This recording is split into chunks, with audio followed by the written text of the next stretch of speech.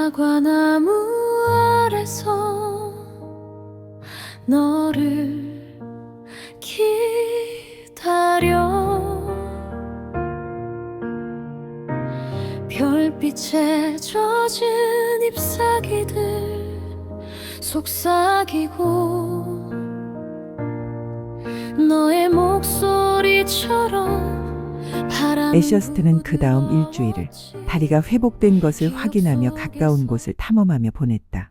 올해 봄은 그에게 계시와도 같았다.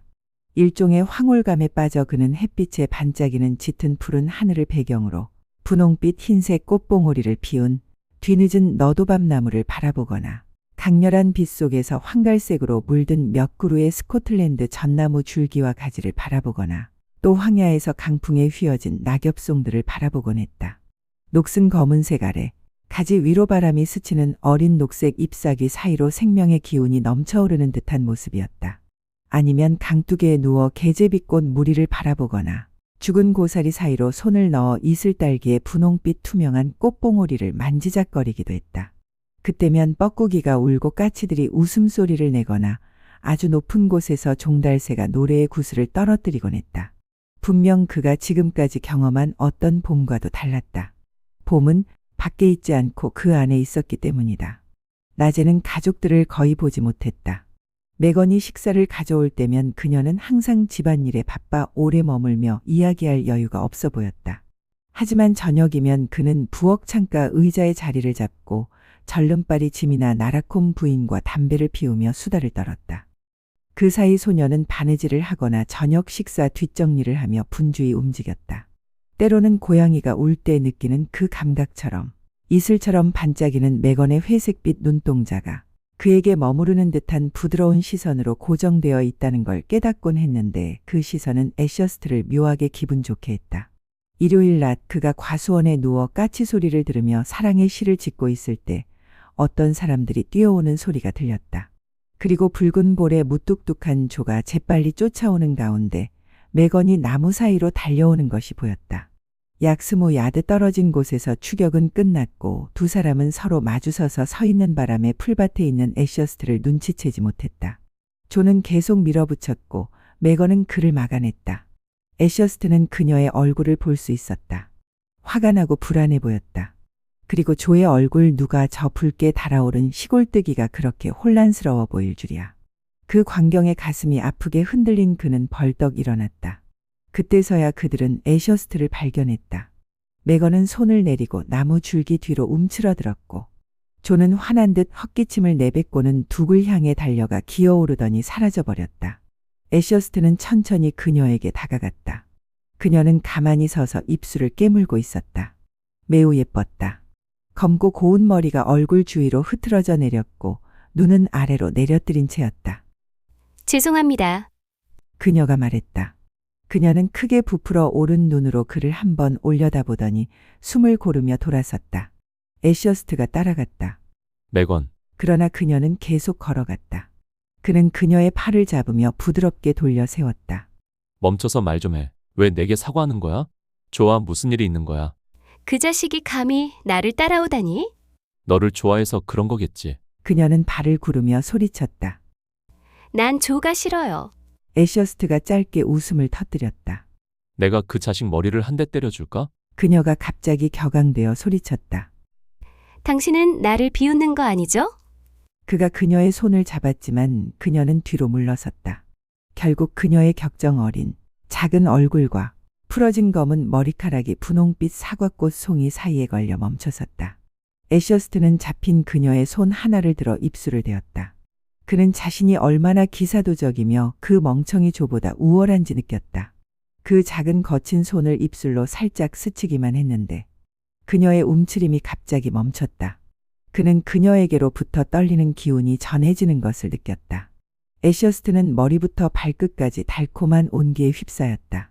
이 날씬하고 순수하며 고상하고 예쁜 처녀가 그의 입술에 접촉에 기뻐하는구나. 순간적인 충동에 이끌려 그는 그녀를 껴안고 그녀를 자신에게 밀착시킨 뒤 이마에 입을 맞췄다.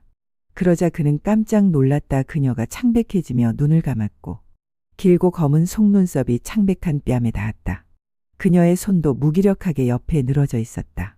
그녀의 가슴에 닿은 감촉이 그를 전율하게 했다.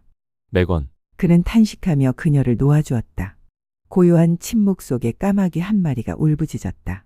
그러자 소녀가 그의 손을 잡아 자신의 뺨과 가슴, 입술에 대고 열정적으로 입을 맞춘 뒤 이끼 낀 사과나무 줄기 사이로 사라져 모습을 감추었다. 애셔스트는 땅바닥에 거의 닿을 듯한 굽은 늙은 나무에 앉아 온몸이 떨리고 혼란스러워진 채 그녀의 머리카락을 장식했던 꽃송이를 멍하니 바라보았다. 하얀 사과별 하나가 핀 분홍 꽃봉오리들. 자신이 무슨 짓을 한 걸까? 어떻게 이토록 아름다움, 연민 아니면 그저 봄이라는 것 자체에 휩쓸려 버린 걸까? 그럼에도 그는 묘한 행복감을 느꼈다. 행복하고 승리한 기분이었지만 온몸에 소름이 돋고 막연한 불안감도 함께였다. 이것이 무엇의 시작이었을까?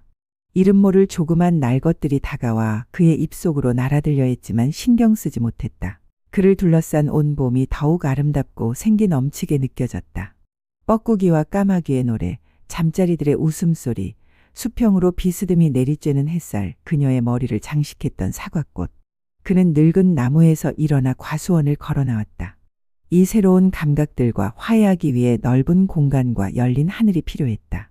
그는 황야를 향해 걸어갔고 울타리의 물풀의 나무에서 까치가 날아올라 그가 다가옴을 알렸다. 5살이 넘은 사람이라면 누구나 사랑해 본 적이 없다고 말할 수 있을까?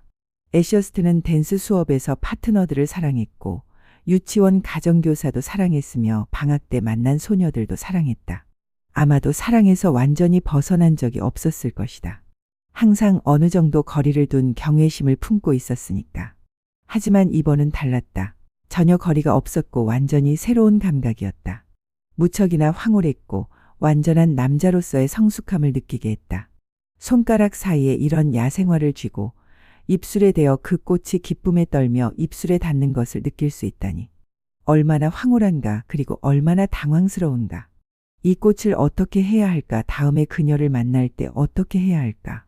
그의 첫 감촉은 차갑고 불쌍한 것이었지만 이제 그녀가 그의 손에 불타는 작은 입맞춤을 하고 가슴에 꼭 껴안았으니, 그녀가 그를 사랑한다는 걸 알았으니 다음에도 그럴 수 있을까.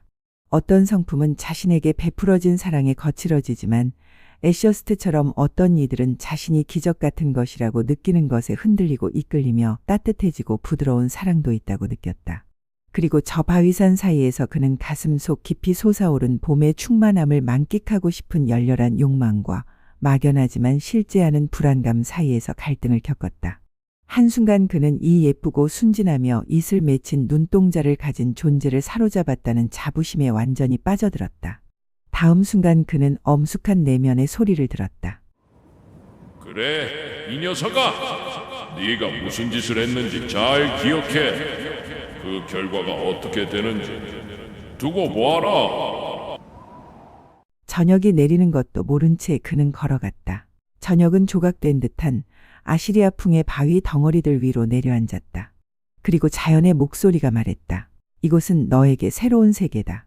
마치 사람이 새벽 4시에 일어나 여름 아침으로 나가면 짐승과 새와 나무들이 그를 바라보며 모든 것이 새로워진 듯한 기분이 드는 것처럼. 그는 몇 시간 동안 그곳에 머물렀다. 날이 차가워질 때까지. 그러고는 돌과 해덕 뿌리를 더듬어 길을 따라 내려와 골목으로 돌아왔다. 다시 야생 초원을 지나 과수원으로 향했다. 거기서 성냥을 켜고 시계를 보았다. 12시가 넘어 있었다. 지금은 그곳이 어둡고 고요했다. 6시간 전 새들이 울던 밝은 빛이 머물던 모습과는 완전히 달랐다. 갑자기 그는 이 목가적인 풍경을 외부 세계의 눈으로 바라보게 되었다. 나라콤 부인이 모든 것을 아는 것처럼 자신을 훑어보는 그녀의 날카롭고 어두운 시선, 얼굴이 굳어지는 모습이 머릿속에 떠올랐다. 집시 같은 사촌들이 거칠게 비웃고 불신하는 모습, 조는 무뚝뚝하면서도 분노에 차이는 모습. 오직 절름발이짐, 그 고통스러운 눈빛을 가진 남자만이 그의 마음에 어느 정도 너그럽게 대해줄 것 같은 모습이 보였다. 그리고 마을 술집에서 마주쳤던 수다스러운 마을 주부들. 열흘 전 그날 아침 떠날 때의 친구 로버트 카튼의 냉소적이고 속내를 꿰뚫는 듯한 미소. 순간 그는 말 그대로 원하든 원치 않든 속해 있는 이 속물적이고 냉소적인 세상을 증오했다. 그가 문에 다다랐을 때 일종의 반짝임이 그의 눈앞을 스쳐 지나가 푸르스름한 어둠 속으로 퍼져나갔다. 달이다. 그는 바로 뒤 언덕 너머로 그것을 간신히 볼 수 있었다. 노란 달이 점점 붉어지는 둥근 이상한 달이었다. 뒤돌아서니 꿈결 같은 환상처럼 보이는 게 있었다. 집더미 마당에는 소들의 어두운 형상이 보였는데 그들의 뿔이 창백한 달처럼 그 형체를 가르고 있었다. 마치 수많은 가느다란 달들이 끝이 위로 향한 채 떨어진 듯했다. 그는 살금살금 농장 대문을 열었다. 집안은 온통 어둠이었다. 발소리를 숨기며 현관에 다다르자 그는 한 그루의 주목나무에 몸을 숨기고 매건의 창문을 올려다보았다. 창문은 열려 있었다. 그녀는 잠들어 있을까? 아니면 깨어 있을까? 어쩌면 그가 없는 것이 불편해서 잠을 이루지 못하고 있을까? 그가 위를 쳐다보고 서 있는 동안 부엉이가 울었고 그 소리는 마치 밤 전체를 채우는 듯했다. 과수원 아래로 흐르는 시냇물의 끊임없는 속삭임 외에는 모든 것이 너무나 고요했기 때문이다. 낮에는 뻐꾸기, 지금은 부엉이, 그들이 그의 내면에 깃든 이 불안한 황홀경을 얼마나 놀랍게도 표현하는가. 그리고 갑자기 그는 창가에 서서 밖을 바라보는 그녀를 보았다. 그는 주목나무에서 조금 떨어진 곳으로 이동하며 매건을 불렀다. 그녀는 뒤로 물러나 사라졌다가 다시 나타나 몸을 크게 내밀었다. 그는 잔디밭 위로 무작정 다가가다 초록색으로 칠해진 의자의 정강이를 부딪혔지만 아프지도 않았다. 그는 소리를 줄이며 살금살금 걸어갔다. 그녀가 내밀어 내린 팔과 얼굴의 희미한 윤곽은 움직이지 않았다. 그는 의자를 옮겨 소리 없이 올라탔다. 팔을 뻗어 겨우 닿을 수 있었다. 그녀의 손은 현관문 열쇠를 쥐고 있었고 그는 그 뜨겁게 달아오른 손에 차가운 열쇠가 쥐어져 있는 것을 움켜쥐었다. 그는 그녀의 얼굴, 입술 사이로 비치는 이빨의 반짝임, 흐트러진 머리카락을 간신히 볼 수 있었다. 그녀는 아직 옷을 입고 있었다. 불쌍한 아이, 분명 그를 기다리며 앉아 있었던 거야. 예쁜 매건. 그녀의 뜨겁고 거칠어진 손가락이 그의 손을 움켜쥐었다. 그녀의 얼굴에는 이상하고 잃어버린 듯한 표정이 있었다. 비록 자신의 손으로라도 그 얼굴에 닿을 수만 있다면 만져볼 수 있을 텐데. 부엉이가 울었고 달콤한 장미꽃 향기가 그의 콧구멍으로 스며들었다. 그러자 농장 어디선가 개가 짖었고 그녀의 소나기가 느슨해지며 그녀는 뒤로 물러났다. 잘 자, 매건. 안녕히 주무세요, 선생님. 그녀는 사라졌다. 한숨을 내쉬며 그는 땅에 내려와 의자에 앉아 부츠를 벗었다. 어쩔 수 없이 슬그머니 들어가 잠자리에 들 수밖에 없었지만 그는 오랫동안 움직이지 않고 앉아 있었다. 이슬에 젖어 차가운 발을 뻗은 채 잃어버린 그녀의 반쯤 웃는 얼굴과 차가운 열쇠를 그의 손에 쥐어주며 꼭 붙잡았던 그녀의 뜨겁고도 매달리는 손가락의 감촉에 취해 있었다. 예뻐. 애셔스트는 혼자말로 중얼거렸다.